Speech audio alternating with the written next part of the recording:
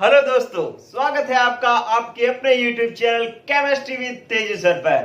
बच्चों, electrochemistry lesson के 33वें episode में मात्र 10 मिनट में मैं आपको सिखाऊंगा क्या सीसा संचायक सेल। 12th क्लास का वेरी इंपॉर्टेंट टॉपिक बच्चों, लगभग एग्जाम्स में ये क्वेश्चन पूछा जाता है। सीसा संचायक सेल, शुरू करते हैं इसकी सीसा संचायक सेल के बारे में बात। क्या कि सीसा संचायक सेल जो है वो एक द्वितीयक बैटरी है। कैसी बैटरी है बच्चों? द्वितीयक बैटरी है। क्या मतलब है द्वितीय बैटरी का? द्वितीय बैटरी का मतलब है कि इसको पुनः उपयोग में लाया जा सकता है। ऐसा नहीं है कि इसको यूज करने के बाद में फेंक दिया जाता है, नहीं, इसको दोबारा उपयोग में लाया जाता है। फिर आप देखिए कि जो आपके पास क्यों इसको पुनः उपयोग में लाया जाता है, क्योंकि इसको पुनः चार्ज किया जा सकता है। एक बार जब ये डिस्चार्ज हो जाता है तो फिर इसको दोबारा चार्ज करके काम में लिया जा सकता है। और तीसरी बात, पुनः चार्ज क्यों किया जा सकता है? क्योंकि इसमें होने वाली जो रेडॉक्स अभिक्रिया है वो कैसी होती है बच्चों? उत्क्रमणीय होती है। ठीक है, क्रियाकारक उत्पाद में और उत्पाद वापिस क्रियाकारक में बदल जाता है, इसलिए इसको चार्ज किया जा सकता है। चार्ज किया जा सकता है तो इसको दोबारा उपयोग में लाया जा सकता है, दोबारा उपयोग में लाया जा सकता है, इसलिए ये द्वितीयक बैटरी होती है। फिर आप देखो, अगर इसके बारे में आपको जानना है तो जो सीसा संचायक सेल है वो किस में काम आता है? आप देखो कि जो आपके पास मोटर वाहन है, चाहे आपके पास कार है, ट्रक है, ट्रैक्टर है, जो भी है, उसके अंदर जो बैटरी रखी होती है वो बैटरी कौन सी होती है? सीसा संचायक सेल होती है। तो मोटर वाहनों में जो बैटरी लगी होती है वो सीसा संचायक सेल होती है। या आपने घर में इन्वर्टर देखा होगा, इन्वर्टर के अंदर जो इन्वर्टर के साथ जो बैटरा होता है, जो बड़ा बैटरा जिसको अपने कहते हैं, ठीक है, वो बैटरी जो है वो भी कौन सी होती है? सीसा संचायक सेल होती है। आप इस बात से ये समझ गए कि जो इन्वर्टर की बैटरी है वो एक बार यूज करने के बाद में आप फेंकते थोड़ी हो, उसको वापस चार्ज करते हो ना। तो इसका मतलब है कि वो जो बैटरी है वो द्वितीयक बैटरी है, क्योंकि पुनः उपयोग में लाई जा रही है। क्यों? क्योंकि पुनः चार्ज हो सकती है। क्यों पुनः चार्ज हो सकती है? क्योंकि इसमें होने वाली रेडॉक्स अभिक्रिया कैसी होती है बच्चों? उत्क्रमणीय होती है। चलिए, ये तो मैंने इसकी मतलब इतिहास बताया कि द्वितीयक सीसा संचायक सेल जो है वो किस प्रकार का होता है। अब शुरू करते हैं सीसा संचायक सेल। अब से आप टाइम काउंट करेंगे बच्चों। पहले हम बात करते हैं इसकी संरचना की। ये कांच के पात्र के अंदर हम क्या करते हैं? H2SO4 का विलयन भर देते हैं, जिसकी सांद्रता कितनी होनी चाहिए? 38% होनी चाहिए। मतलब 38% H2SO4 होना चाहिए, बाकी पानी हो। ठीक है, और इसका घनत्व कितना होना चाहिए? ये घनत्व होना चाहिए बच्चों इसका 1.31 ग्राम प्रति सेंटीमीटर क्यूब। मतलब 1 सेंटीमीटर क्यूब का भार जो है 1.31 ग्राम होना चाहिए। ठीक है, और इसके अंदर हम क्या करते हैं? ये तो H2SO4 का विलयन ले लिया। अब इसके अंदर हम दो तरीके के इलेक्ट्रोड डिप करते हैं। एक ऐसा इलेक्ट्रोड है जिस पर पीबी जमा है, पीबी लेड जिसको अपने कहते हैं। ठीक है, इसको अपने कहते हैं एनोड। और इसके साथ दूसरा जो है एक इलेक्ट्रोड लिया जिस पर क्या जमा है? PbO2, इसको हम कहते हैं कैथोड। और कैथोड और एनोड को मिलाकर के ये एक वोल्टिक सेल हो गया, एक वोल्टेज सेल हो गया। ठीक है, एक गैल्वेनिक सेल हो गया। अब ऐसे गैल्वेनिक सेल कई, जैसे इसके अंदर मैंने ऐसे गैल्वेनिक सेल कितने जोड़ दिए? 1 2 3 गैल्वेनिक सेल मैंने जोड़ दिए। किस क्रम में? श्रेणी क्रम में। श्रेणी क्रम में 3 गैल्वेनिक सेल जोड़ करके ये जो मैंने सेल बनाया है इसको अपने कहते हैं सीसा संचायक सेल। इस बैटरी को क्या कहते हैं? सीसा संचायक सेल।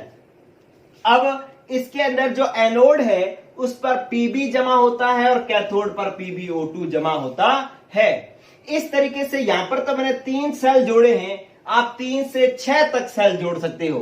कितने गैल्वेनिक सेल जोड़ सकते हो? 3 से 6 गैल्वेनिक सेल जोड़ सकते हो। और इससे कितनी वोल्टता प्राप्त हो सकती है आपको? इसकी वोल्टता आपको जो है 6 से 12 वोल्ट तक की बैटरी अपने ऐसे बनाते हैं। अब इससे ज्यादा भी बनाते हैं, लेकिन 3 से 6 तक सेल जोड़ोगे तो वोल्टता 6 से 12 तक होगी। ठीक है, लगभग लगभग एक सेल का जो है 2 वोल्ट जो है करंट उत्पन्न होगा। तो 3 तो 6, 6 तो 12। क्लियर? तो ये बात होगी। चलिए अब संरचना होगी, फिर अपने बात करते हैं कि इसकी क्रियाविधि किस प्रकार से होती है।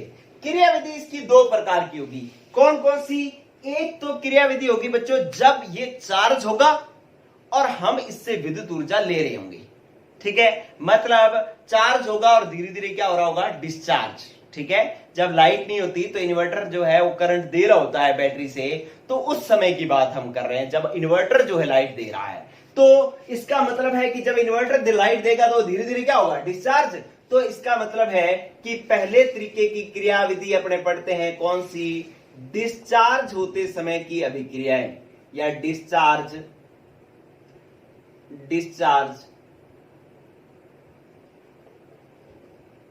होते समय की क्रियाविधि। ठीक है, पेपर में प्रश्न भी इसी तरीके का होता है कि चार्ज होते समय की अभिक्रियाएं लिखो या डिस्चार्ज होते समय की अभिक्रियाएं लिखो। ठीक है, तो इसी तरीके के क्वेश्चन आएंगे। बच्चों फुल कंसेप्ट समझा रहा हूं, गौर करो। अब आप शुरू कर रहा हूं, इधर देखो। सबसे पहले तो ये H2SO4 ये क्या काम कर रहा है अपने पास? वैद्युत अपघट्य का काम कर रहा है। वैद्युत अपघट्य का काम कर रहा है। और ये जो H2SO4 है ये आयनित हो जाता है किसके अंदर? 2 H2SO4 आयनित हो जाते हैं 2 दूना 4 H प्लस में, और SO4 कितने हो गए? 2 SO4 -2 में टूट जाता है। ठीक है, अब क्या होगा कि अब अपने देखते हैं कि एनोड पर क्रिया। एनोड पर क्रिया देखो बच्चों, एनोड किसका बना हुआ है? पीबी का। तो एनोड बना हुआ है पीबी का।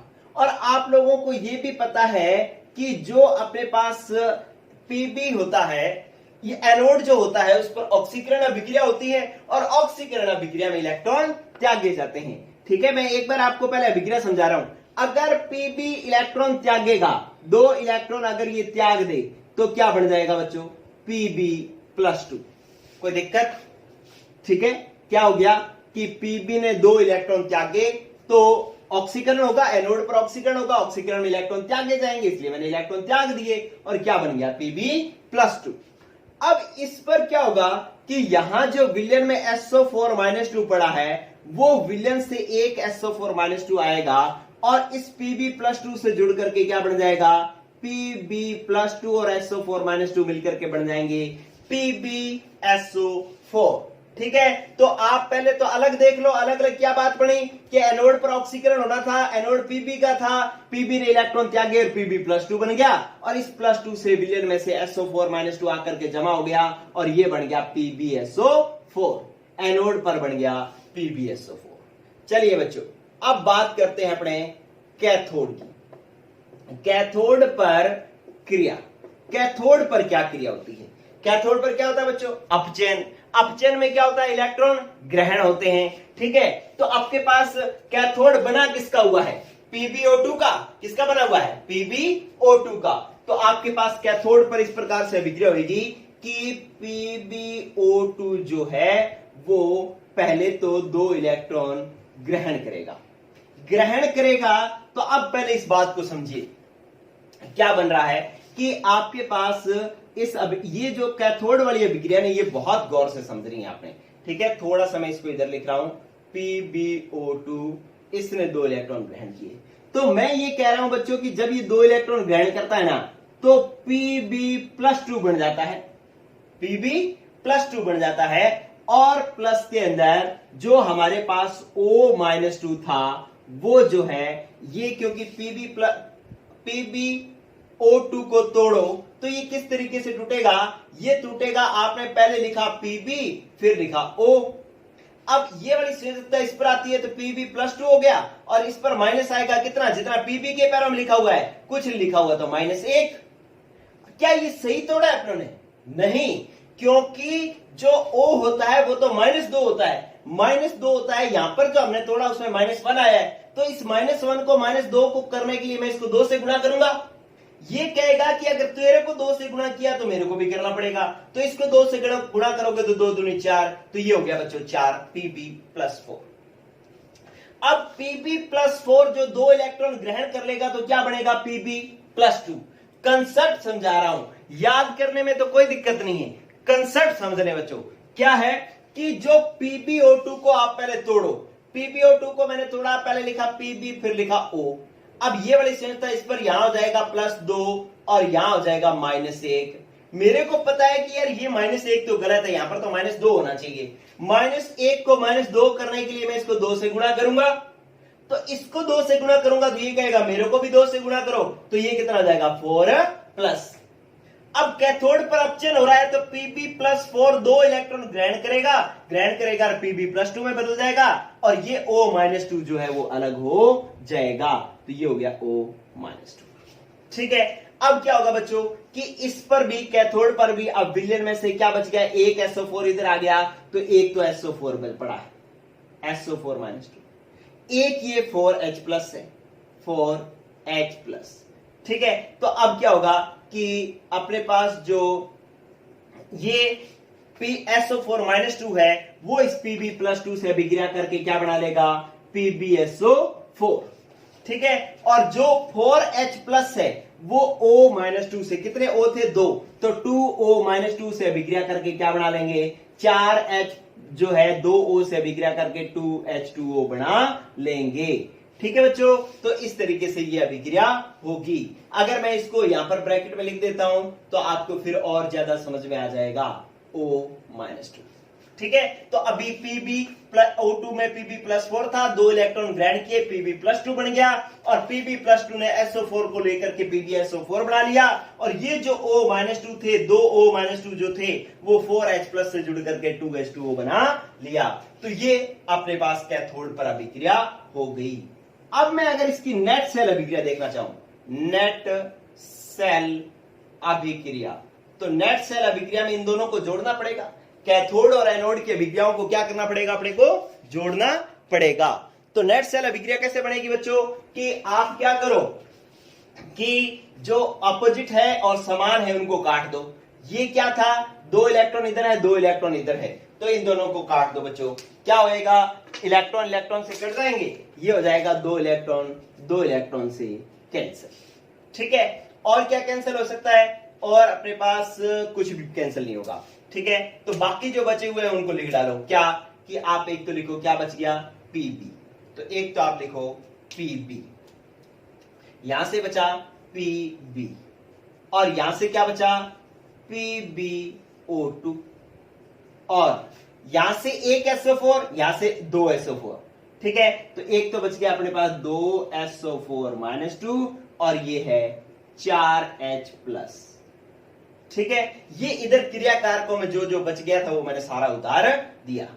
अब उत्पाद में क्या क्या बना बच्चों, उत्पाद में अपने पास आ गया कि एक तो आ गया PbSO4, एक यहां पर PbSO4, तो कितने PbSO4 हो गए 2, तो 2 बन गए PbSO4 और प्लस 2H2O बन गए। ये आपके पास नेट सेल अभिक्रिया है। ठीक है, तो आपने इलेक्ट्रॉन से काट दिए, बाकी जो मटेरियल बचा था वो सारे क्रियाकारक लिख दिए, इधर वाले सारे उत्पाद लिख दिए, तो ये अभिक्रिया हुई आपके पास डिस्चार्ज होते समय की अभिक्रिया। ठीक है, अब क्या होगा बच्चों कि यहां पर एक बात तो ये सीखें कि जो एनोड Pb का था उस पर भी PbSO4 बन गया, कैथोड जो PbO2 का था उस पर भी PbSO4 बन गया, दोनों पर PbSO4 बन गया।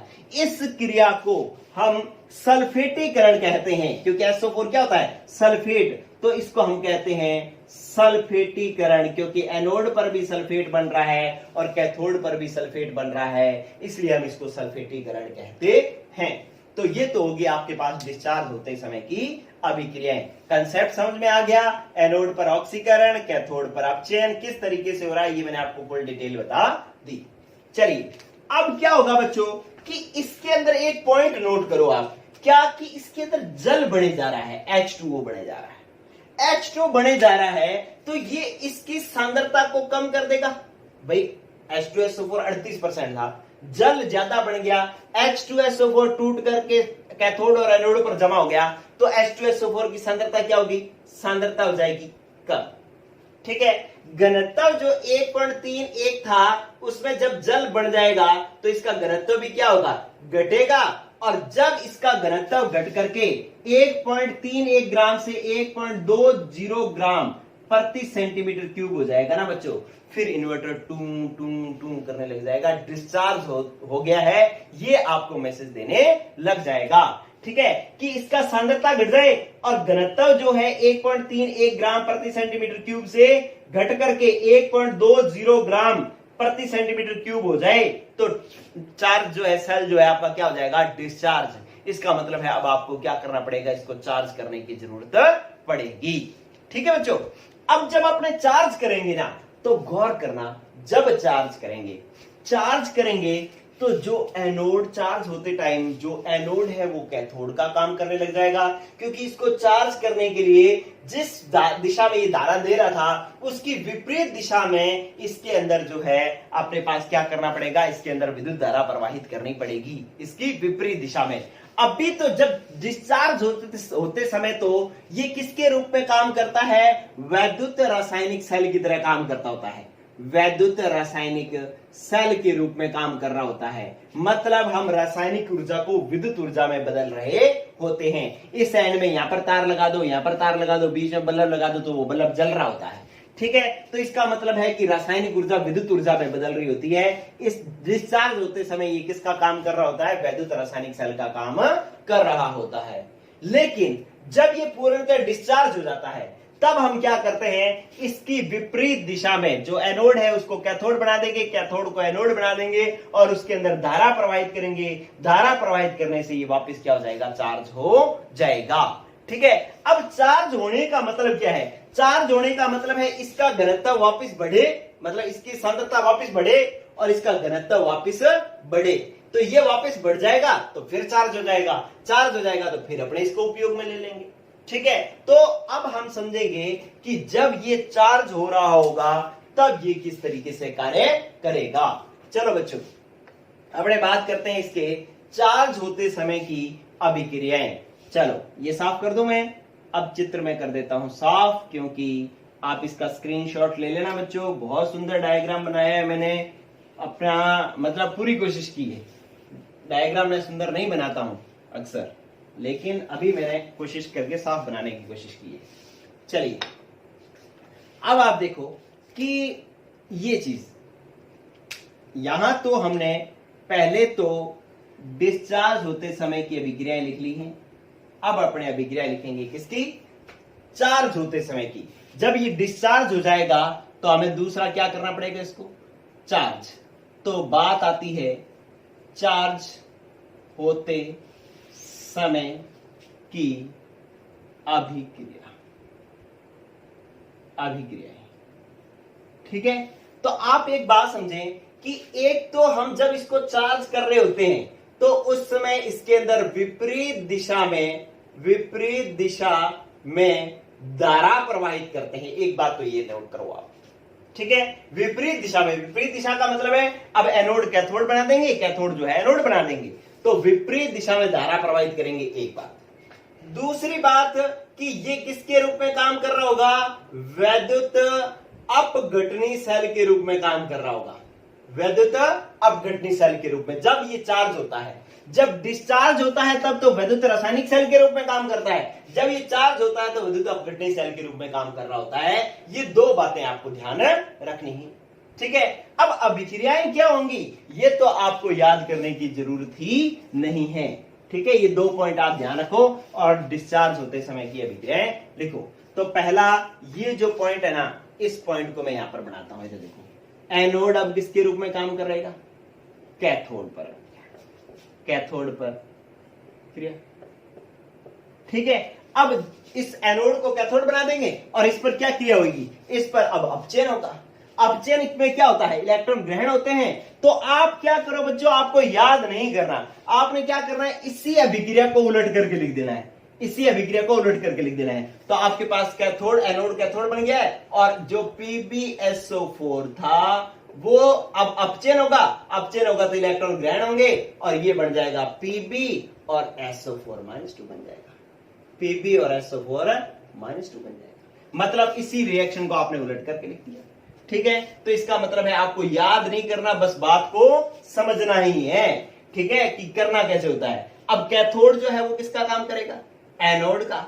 तो आप लिखेंगे एनोड पर क्रिया।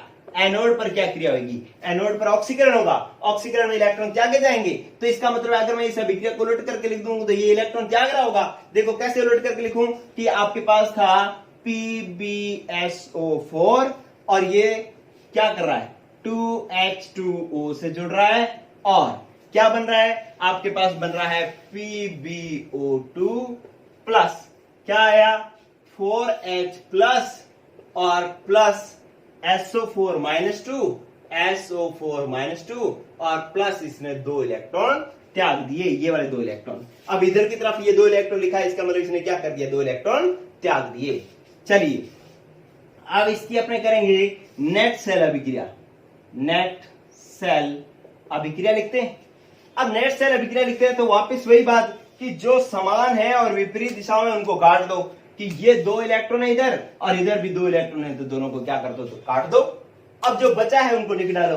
क्या लिखा, PbSO4 कितने हो गए, 2, तो आपके पास बन गया 2 PbSO4 प्लस 4 दो क्या है, H2O है और मिलकर के क्या बना रहे हैं, एक तो बन रहा है अपने पास Pb, एक बन रहा है PbO2 और प्लस में क्या बन रहा है, प्लस में बन रहा है 4H प्लस और SO4 -2 कितने, 2, तो 2SO4। मतलब मैं यहां पर लिख देता हूं, अगर दिखेगा नहीं तो एक तो बन रहा है 4H प्लस और एक बन रहा है 2SO4 -2। ठीक है, तो आपके पास चाहे तो इसको जोड़ करके लिखो या कोई कहे कि सर मेरे को तो नहीं जोड़ के लिखना, तो आप इसको पलट करके लिख दो। क्या लिखा कि 2 PbSO4 प्लस 2H2O, ये लिखा, ये लिख दिया। अब उत्पाद क्या बनेगा, ये वाला PbO2 4H प्लस 2SO4 -2, बस यही वाली अभिक्रिया होगी। ठीक है, तो इस तरीके से जब हमने ये सारी अभिक्रिया उलट करके लिख दी तो इस अभिक्रिया को भी उलट करके लिखना पड़ेगा कि ये जो 4H प्लस है और 2SO4 -2 है, ये क्या कर लेगा, 4H प्लस और 2SO4 -2 मिलकर के वापस क्या बना लेगा बच्चों, 2H2SO4 बना लेगा, 2H2SO4 बना लेगा। ठीक है, तो जब विलयन में वापस H2SO4 बन जाएगा तो H2SO4 की सांद्रता बढ़ जाएगी, H2SO4 का घनत्व बढ़ जाएगा। तो जब ये सांद्रता बढ़ गई, घनत्व बढ़ गया, तो वापस चार्ज हो जाएगा, चार्ज हो जाएगा तो हम वापस इसको उपयोग में लेंगे, उपयोग में लेंगे तो फिर ये डिस्चार्ज होने लग जाएगा और डिस्चार्ज होगा तो फिर ये अभिक्रिया होंगी। ठीक है, और जब चार्ज होगा फिर ये अभिक्रिया होंगी। ठीक है, तो आपने सिर्फ एक टाइम की अभिक्रिया याद रखनी है, चार्ज डिस्चार्ज होते समय की, चार्ज होते समय वाली अभिक्रियाएं सारी उलट करके लिख देनी है। 2 चीजें ध्यान रखनी है कि जो आपके पास ये है क्रियाकारक बन जाएगा और ये उत्पाद बन जाएगा। ठीक है, और डिस्चार्ज होते समय ये विद्युत रासायनिक सेल की तरह कार्य कर रहा होता है और चार्ज होते समय ये विद्युत अपघटनी सेल की तरह कार्य कर रहा होता है। क्लियर, तो इस तरीके से ये हुआ बच्चों आपका सीसा संचयक सेल। ठीक है, संरचना आपके पास पेपर में जो प्रश्न पूछा जाएगा वो कई बार तो पूछा जा सकता है कि डिस्चार्ज होते समय की अभिक्रियाएं लिखो, या आपसे पूछा जाता है चार्ज होते समय की अभिक्रियाएं लिखो। ठीक है, और कंपटीशन में इसके जो क्वेश्चन पूछे जाते हैं वो कई तरीके से पूछे जा सकते हैं कि कितने घनत्व होने पर पुनः चार्ज की आवश्यकता पड़ती है, तो 1.20 ग्राम प्रति सेंटीमीटर क्यूब। और जब ये डिस्चार्ज हो रहा होता है तब ये किसके रूप में कार्य कर रहा होता है, कैसे सेल के रूप में कार्य कर रहा होता है, तब ये इस तरीके का क्वेश्चन जो है वो कंपटीशन में पूछा जा सकता है। और जब चार्ज हो रहा होता है तब ये किस सेल के रूप में कार्य कर रहा होता है। ठीक है, तो ये सारी बातें हैं। तो ये हुआ आपका टॉपिक कंप्लीट। आज के लिए इतना ही। कल हम एक और द्वितीयक बैटरी पढ़ेंगे जिसका नाम है निकल कैडमियम सेल। आज के लिए इतना ही। गुड लक बच्चों, पढ़ते रहो।